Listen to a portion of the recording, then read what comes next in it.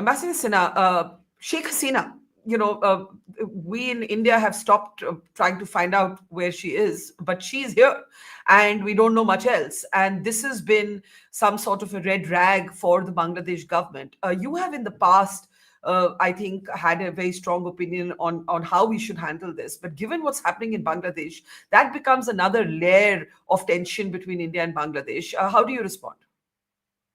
The fact that we have given shelter to Sheikh Hasina is a red rag to the Bangladeshi government because, as you know, Muhammad Yunus has a very intense dislike for Sheikh Hasina.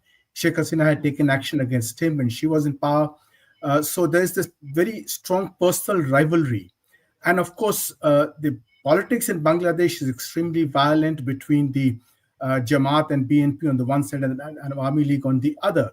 So the violence inside Bangladesh has been as much against the Hindu community and the minorities as against the Awami League itself.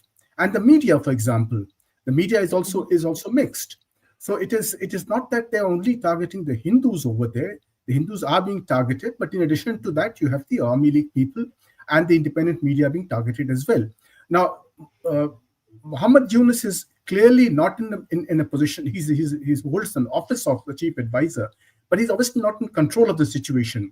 The police has been largely disarmed and they have been practically disbanded. So it is the army that is being called into to take care of day-to-day law and order situations. And in addition to that, you have the general violence that has been endemic in Bangladesh since it became independent. So you have a very difficult situation, a very sensitive one. Now, Sheikh Hasina here is, of course, she's in India and she also makes statements. And these statements are being published in our newspapers. So that is definitely a matter for the Bangladeshi government to feel enraged about. But I don't think we should take that into, while we should take that into consideration, I don't think that should be any reason for us to deny Sheikh Hasina asylum in our country.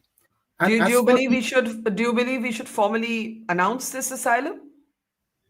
Well, we don't have a policy on asylum, so even from or the exile. Dalai Lama down to the exile, Yes. down to the Yes. we don't have any formal system of giving asylum. We don't have an asylum law, but the very fact that she has been allowed to stay on in India means that she's has got asylum here.